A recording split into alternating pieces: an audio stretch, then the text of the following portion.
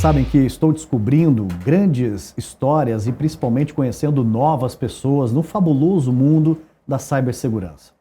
Cibersegurança que está na agenda e na pauta de todos os negócios que querem viabilizar uma grande jornada digital, querem pensar em longevidade, mas para isso nós estamos falando da importância de pessoas com esse foco.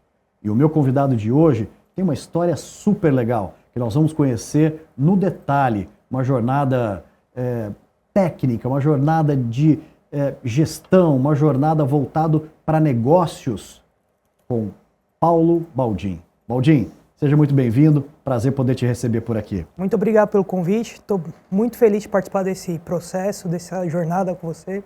Sempre vi a parte dos CIOs, toda a história, e uma honra participar aqui desse momento agora, na parte de CISOs, gestores de segurança. É um momento muito especial, acho que é legal vivenciar isso. Que legal. Baldin, você sabe que nós começamos uma jornada realmente, como você falou, né? Com os líderes de TI, os CIOs, Sim. Os CTOs, e o meu propósito, né? Como pessoa, como líder, como empreendedor, é estar nesse mundo de cyber ajudando principalmente a abrir esses bons diálogos e que cibersegurança esteja na estratégia corporativa das organizações. Muito legal. Baldin, vamos falar um pouquinho de história, um pouquinho de infância, legal. Né? Um pouquinho de lembranças de família, onde você nasceu e quais são essas lembranças da infância? Bom, nasci em São Paulo, em São Bernardo, São Paulo, Grande São Paulo. Perfeito. É que minha mãe tinha ali um médico que ela gostava muito, sempre que cuidou dela e foi para a gestação. E ele tinha um hospital em São Bernardo, mas moradia em São Paulo. Tá. Eu falo que eu tive grandes pais. Aí eles me deram a estabilidade que precisa, né, como família. Me explicaram o que era família, me explicaram o que é amor. Acho que não é ter medo ou não ter como um parceiro do lado. Sempre tive eles muito próximos. Falo que eu não fui muito fácil, era bem atrevido. Bagunçava muito, desde pequeno. Ela me conta as histórias e eu lembrando depois de grande, né, o que eu fazia. Acho que o amor, o carinho, eles demonstraram mais do que se fossem muito autoritários. Eu até brinco que às vezes era melhor apanhar do que ver a decepção deles quando fazia alguma travessura. Que legal. Olha, que bacana, né? Que valor e que lembrança boa de família. Sim. Baldin, primeiro contato com o computador, primeiro contato ali com a cyber, como que foi o início? Foi meu tio, ele me deu um 386. Eu tinha por 6, 7 anos. Tá.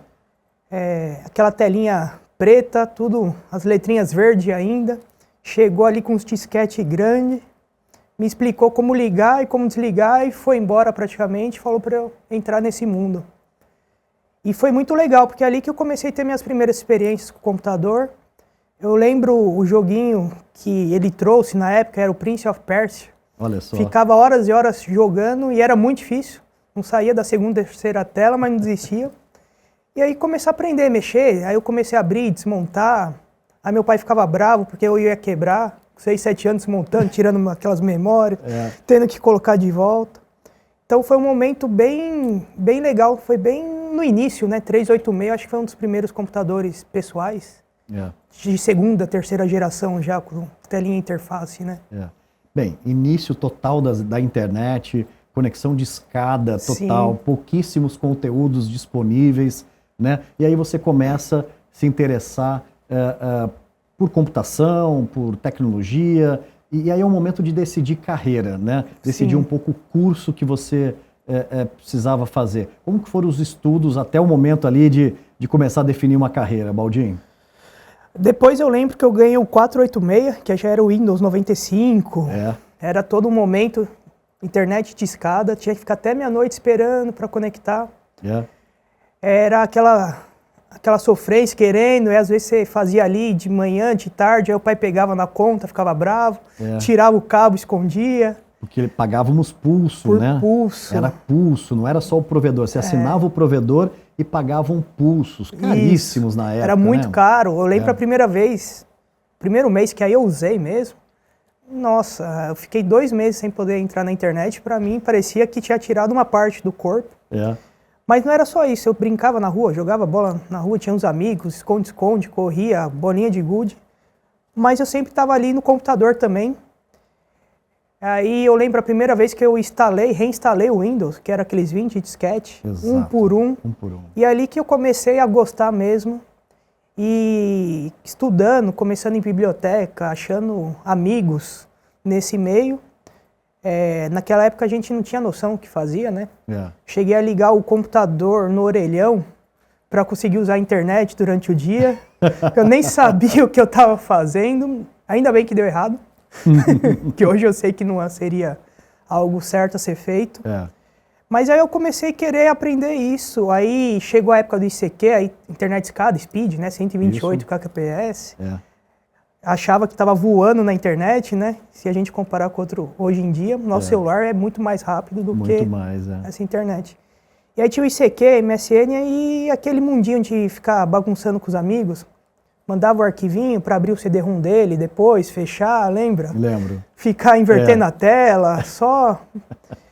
E eu fui gostando desse mundo, estudando, montando o computador, desmontando. Aí chegou a época do Napster, aí baixar música e gravar CD era o ápice, né? Da tecnologia para ficar em casa, fazer com os amigos. E na escola eu nunca gostei muito das matérias tradicionais. Então eu não ia muito bem. Meu pai até brincava, o meu filho é comunista, tem nota vermelha do início ao fim do boletim, alguma teoria ele está seguindo. Brincadeira à parte é que tinha a matéria de informática. E ali que era a minha paixão, o que eu gostava de ficar fazendo. Mas era muito pouco, né? Era mexer no Word, mexer no Excel, ligar e desligar o computador, era o início. Eu tive essa oportunidade. E quando eu fui para a faculdade, escolhi um curso de tecnologia. Eu lembro que eu passei em 2, 3 faculdades e eu estudei na Fundação Santo André. E eu estava para fazer o curso de Sistemas de Informação, mas tinha um curso, não era novo, que era Licenciatura da Computação. Era da aula mais Sistemas da Informação. Aí eu falei, acho legal, algo novo. E eu me formei em Licenciatura da Computação. Era um curso de ou 5 anos ou 4 anos e todo sábado. Eu escolhi fazer todo sábado também. E aí eu tive todas as matérias de sistema, mais a parte de licenciatura. Isso foi muito legal porque eu sempre gostei de ensinar, estar junto com os amigos no computador. E eu acho que isso ajudou muito, porque hoje em dia eu dou aula, dou cursos. Eu acho que bem lá atrás eu já tinha essa necessidade, eu tinha a vontade de dar aula. Então uni o útil ao agradável. E aí foi a brincadeira. Na faculdade eu nunca fiquei de recuperação, nunca fiquei em nenhuma matéria, e meu pai perguntava, o que aconteceu? Eu falei, agora eu tenho vontade de estudar. É algo que me interessa, é algo que me traz. Legal. Lógico, matemática, português, conta, a gente tem que aprender tudo, mas foi uma virada de chave para a minha vida. Ali eu vi que o estudo era legal, era divertido, e eu falo até hoje, estudo, eu estou fazendo minha 6ª pós-graduação, faço inúmeras certificações, atualmente estou com 51, e para mim é uma diversão, não é estudar um trabalho. Então eu acho que eu me encontrei e vou seguir nessa carreira. Legal você estar trazendo isso, né, Baldin? Isso reforça aquela mensagem que a gente sempre fala, parece até clichê, faça aquilo que você ama. Isso. O seu trabalho não pode ser trabalho. Tem que ser algo que te dá satisfação, que você gosta das pessoas, gosta do que você faz e é remunerado por isso, né? E que isso seja um prazer. Não vale a pena fazer só por dinheiro. Não. De forma alguma, né? Baldin, curso na mão, um garoto super curioso, criativo, correndo atrás, né? E aí é o momento de olhar para frente e começar a construir uma carreira. Sim. Como foi a sua carreira? Como você construiu a carreira em tecnologia, e em especial em cyber? Eu comecei 2º ano de faculdade, entrei com 17 anos, não consegui arrumar emprego porque tinha que ter a dispensa ou servir o exército. Isso. Acabou o 1º ano, eu já fui para a noite, que meu pai falou que você vai começar a estudar, trabalhar. Além de estudar, você tem que começar a trabalhar o quanto antes, para ir já pegando como que é o mercado de trabalho, sentir o que é. Na época eu falei, putz, pai, sério, deixa eu terminar a faculdade, mas hoje eu vejo que foi muito importante começar o quanto antes. Porque terminar a faculdade para começar a trabalhar, a gente perde algum tempo ali. E hoje eu agradeço, eu falo, eu tive um pai e uma mãe que me orientou e não me forçou a nada. E eu sempre escutei muito. Então, acho que eu agradeço eles até hoje. Falo, cara, na época eu fiquei triste e hoje eu agradeço e abraço com carinho vocês. E eu passei na época numa Pirelli e numa empresa que fazia cozinhas industriais, chão de fábrica, para mexer na TI. Eu fui conversar com um tio que trabalhava com TI e ele falou, cara, vai nessa aqui, que faz cozinha industrial, que você vai mexer em tudo, você vai entender tudo. Eu segui o conselho, ele já estava há mais de 20 anos já trabalhando com TI, eu falei, pô, vamos escutar, né? Vamos escutar. E eu falo que foi uma experiência legal, que foram 2 anos de estágio, e era desde passar cabo, mexendo no servidor, sistema RP deles, que era o gerente e o estagiário. E foi uma experiência muito legal, porque eu lembro montar e desmontar máquina, mexendo no servidor, sistema RP parando, e o estagiário fazendo tudo junto. Impressora ali que travou para trocar, tirar o papel. O presidente da empresa com problema no computador tinha que correr, porque ele estava lá no outro diretor, o gerente. Então foi um momento muito legal. E nesse momento a gente começa a entender, começar a ir nas feiras da faculdade de tecnologia, aí eu vi as Big Four. Eu nem sabia o que era Big Four na época. Me inscrevi em 2 e passei no programa de trainee na PwC em 2008. Que bacana. E foi ali que eu falo que começou minha jornada em segurança, que eu já entrei no time de segurança da época. Chamava ITS, que era segurança de informação, e tinha o ITA, que era segurança de TI. E começou a minha carreira. Tinha 13 pessoas contando do sócio, diretor, gerentes e o trainee. Ok. E foi no momento que as Big Four estavam voltando a ter consultoria, depois de todo o problema que tiveram no passado. E aí eu consegui passar por todas essas torres, porque o time estava começando. E como trainee e assistente, eles deram a oportunidade de você fazer todas as torres. Comecei ali com a auditoria de sistemas, os primeiros passos. Começamos depois ali no ofensivo, que era o que todo mundo queria entrar no laboratório, fazer os testes, que todo mundo quer até hoje, né? Passei por continuidade de negócio, fui passando por GRC, aí eu passei por defensivo, passou para fazer SOX. Então teve uma formação legal e quando virou sênior tivemos a oportunidade de escolher o que queria. E eu quis ir para GRC, porque era segurança no negócio. Perfeito. Entender processo de negócio, e eu me especializei em segurança ERP e SAP. Eu falo que foi a melhor escolha para mim, porque ali a gente entende muito o que é governança, o que é processo de negócio e como que a segurança tem que estar envolvido ali. Aquele clássico, quem compra não pode aprovar. Mas como faz isso no sistema? E você começa a ter uma visão de negócio perante a segurança e TI. Eu fiquei ali durante 7 anos, 7 meses, foi quase 8 anos. Eu fui de trainee a gerente, passei por grandes projetos e ali eu tive uma mentora, que eu falo que ainda bem que tive alguém que estendeu a mão para mim, que eu acho que é muito importante, chama Viviane Oliveira. Viviane Oliveira. Eu falo que ela é minha mãe no mundo executivo. Eu falo para muita gente, acho que é legal colocar isso nesse momento. Muito legal. Que eu lembro que nos meus primeiros e-mails, eu mandava e-mail para o cliente, ela me mandava o forte, riscando em vermelho, falando aqui conjugou errado, aqui faltou uma vírgula. Na mão mesmo, no primeiro passo, aprendi a mexer no Axis, na época que era, né, tipo um banco de dados que dava para fazer muitas coisas. Era o Power BI de hoje, né? Power BI de hoje. E ela sentava do lado, explicava, se errava, explicava de novo. Então eu falo que eu tive uma grande mentora ali. Eu tenho muito a agradecer e ela me ensinou desde o básico e tinha muita paciência, né? Porque não sou a geração de hoje, mas eu já como assistente queria ser gerente. Sabe aquela ânsia? Não. Sei. E eu acho que a virada de chave que eu tive para entender o que é ser gestor, o que é liderar, quando eu virei sênior, na PwC nessa época ainda, quando você tinha suas promoções, você ia para o resort, ficava 3 dias tendo palestras, motivações. E o presidente da PwC falou, você é o sênior, você vai estar fazendo 5, 6 projetos, liderando equipes, mas lembre-se que você é, olhando para a medicina, aquela pessoa que está sendo treinada. É o que está rodando, ajudando todo mundo, mas na cirurgia especializada você vai estar olhando, que é seus gerentes, seus diretores. Perfeito. Então aprenda o seu lugar. E aquilo me marcou. E quando eu tinha ânsia quando estava sênior de segundo ano, me achando que eu era o super-homem, eu lembrava dessa frase quando eu ia fazer alguma ação, alguma fala demais. Sensacional. E aí eu me segurava. E dali pra frente minha carreira deslanchou. Que legal. Parabéns. Uma carreira muito bonita, feita com muita humildade, ouvindo desde um tio, né? Ou seja, estando numa grande companhia e entendendo, né, todo esse protocolo de uma Big Four, é super bacana.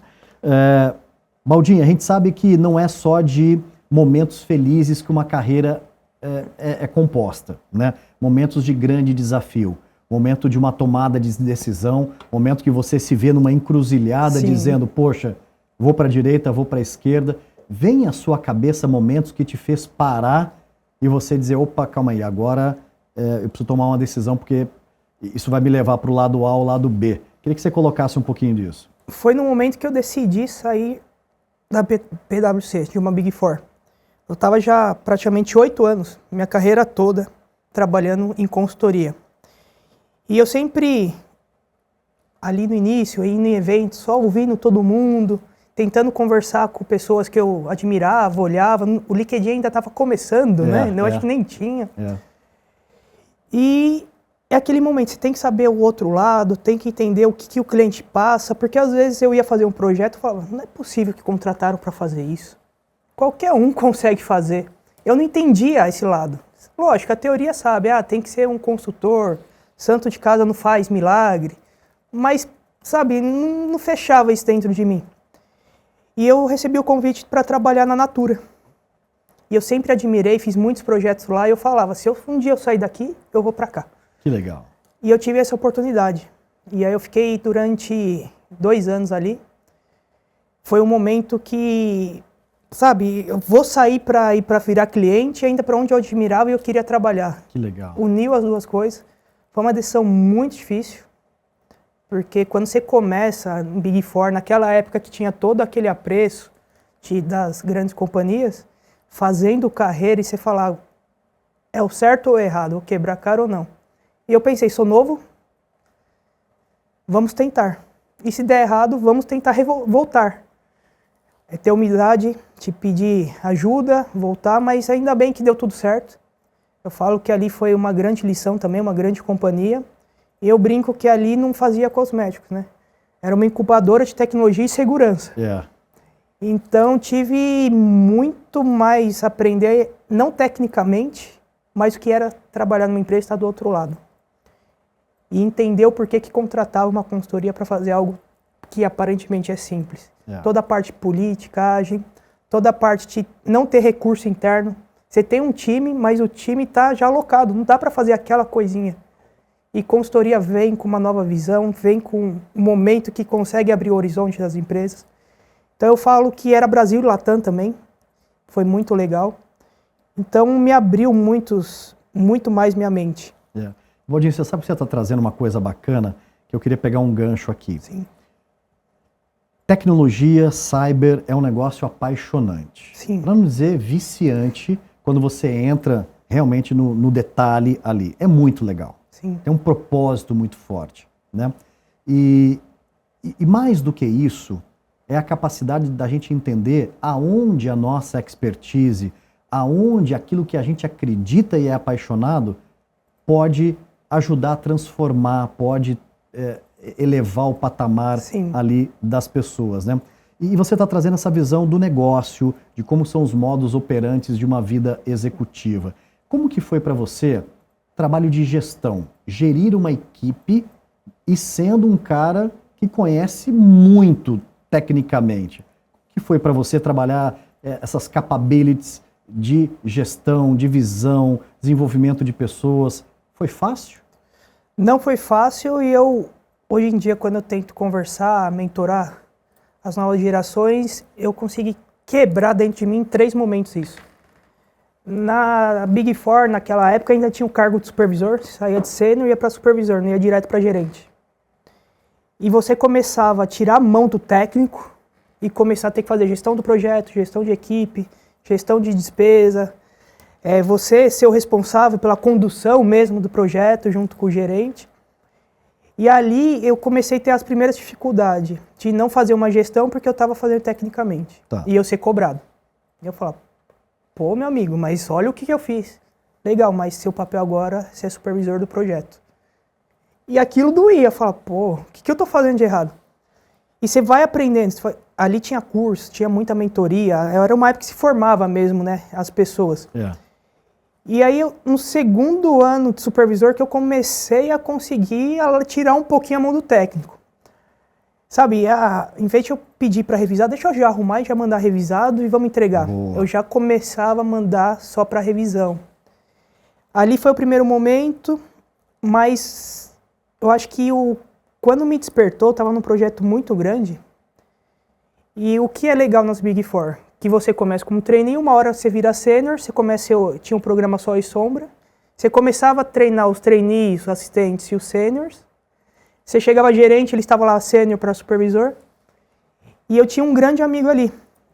E teve um projeto que a gente meio que não estava se entendendo. Foi a primeira vez que eu entendi o que era ser um gestor, que eu tive que ir num grande amigo, mas que era um profissional, e falar quais eram os limites. Ali que virou a minha chave. Que aí eu senti. Porque time de consultoria vira uma família, né? Mas foi ali que eu senti o que era ser gestão mesmo. Que dói, às vezes, fazer algumas coisas. E uma frase que eu falo no segundo momento, que eu ouvia muito. Às vezes você não vai concordar com o que a gestão está pedindo, mas faz porque eles sabem que estão por causa do futuro. Isso.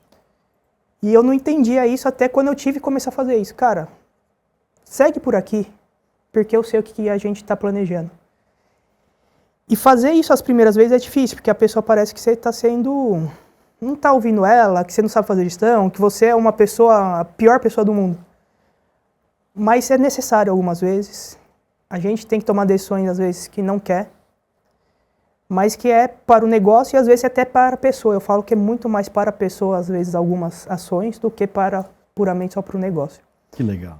E o terceiro momento foi quando eu comecei a trabalhar com forense digital mesmo. As grandes investigações no país, grandes projetos, e ali a gente saber que, às vezes, o que acha que é certo é errado e o que é errado é certo, e você ter que reportar. Foi os 3 momentos da minha carreira ali que eu senti isso. Sensacional. Paulo Baldin, você tem uma trajetória super experimentada, né? Ou seja, ainda não com uma idade tão avançada das pessoas que sentam aqui, que nasceram lá nos anos 60, 70, e vejo que você tem uma visão muito clara, né? Ou seja, da importância hoje de nós falarmos sobre uma carreira em cyber, Sim. sobre replicar esses conhecimentos. Um dos objetivos desse projeto, falar para as novas gerações do quão legal é, né, e o quão promissor é uma carreira em TI, em especial em cyber. Queria que você deixasse uma mensagem para as novas gerações que estão prospectando uma carreira como a sua. Eu falo que a ansiedade todos temos, todos queremos chegar logo ao sol, mas o sol arde, e arde forte. Quanto mais alto, mais fácil o tombo, e quanto mais alto, mais dificuldades você tem, porque a sua decisão implica na empresa como um todo, ainda mais em cyber. Se você tomar uma decisão errada, a empresa pode ter um grande problema, sendo um ataque cibernético, uma fraude, um vazamento de informação. Você tem que, hoje em dia, mais ainda, conscientizar as pessoas e os colaboradores, porque não temos formação cibernética nas escolas, nas faculdades, e a formação dos próximos profissionais que vai sentar nas nossas cadeiras. Então a gente está num momento que a tecnologia está muito avançada, a segurança está tentando chegar. Eu brinco que é um trem de 2.000 quilômetros descendo uma montanha de gelo e ninguém está freando. IA vindo, compartilhamento de dados, todo mundo achando que é só subir um site, uma IA e vamos fazer o mundo acontecer. E o que eu falo? Estudar, treinar, ler muito. Eu falo que o hobby que eu tenho é tirar certificação. Que legal. Porque é gostoso você pegar, igual você falou, apaixonante, mexer e fazer. Mas fora isso, eu tenho uma vida social. Então, uma coisa não implica na outra. E ouvir, ter seus mentores, ter pessoas que você admira e seguir elas, ver os passos delas. Eu fiz muito isso. E o principal ponto que eu falo hoje é a ansiedade. Todo mundo é muito ansioso. Eu era muito ansioso, mas eu conseguia pegar aquelas frases, pôr dentro de mim, e naquele momento da minha ansiedade master, eu me frear. Então, primeiro passo, estudar, acho que tecnologia e segurança. E qualquer carreira, qualquer outra carreira que a pessoa quer chegar no nível de conhecimento, eu nem falo que é cargos, conhecimento e falar, cara, isso aqui eu sei, mas eu ainda estou muito longe do que eu preciso, todo mundo tem que seguir isso. E às vezes é lendo um artigo, não é fazendo uma faculdade, não é fazendo uma pós-graduação, é lendo um artigo, fazendo um curso muito legal. Conversando com pessoas. Com pessoas, trocando. networking. O segundo passo é ter calma. Acho que segurança da informação está cada vez mais difícil, porque eu falo, a segurança não é pôr ferramentas e pôr para funcionar. Segurança é você conseguir fazer as pessoas da companhia e do seu círculo serem seguras para trabalhar no ambiente profissional. Então, como você consegue passar esse conhecimento? E como você consegue eles lembrarem de você quando eles forem fazer uma coisa errada? Eu acho que é ali que você se torna uma pessoa mesmo de segurança da informação. Quando alguém lembra, opa, o Baldin falou um dia que isso aqui está errado, o Baldin falou isso aqui. É na vida pessoal deles. Uma coisa simples, põe o MFA no Instagram, porque todo mundo quer isso. A hora que você põe o MFA na sua conta corporativa, no e-mail, eles não vão reclamar. Então é uma jornada que tem que ser feita, não é só pôr ferramenta e ser o melhor técnico, é saber conversar com as pessoas. Acho que esse é o pulo do gato. Tá aí. Paulo Baldin, que bacana, trazendo grandes insights, uma vivência prática nesse mundo. É muito legal te entrevistar, Baldin, porque a nossa conversa conecta muito com as novas gerações, né? Você tem muito essa linguagem, né, experimentou muito, né, esse trabalho junto com, né, o pessoal que está vindo e serão os líderes, né, de cyber aí nessa jornada pela frente. Quero te agradecer, quero te reconhecer e parabenizar pela sua linda jornada e que só está, vamos dizer assim, em pleno vapor, né, Baldin? Você tem muito tempo, né, muita história ainda para adicionar a essa sua linda história. Parabéns. Muito obrigado. Valeu. Aê!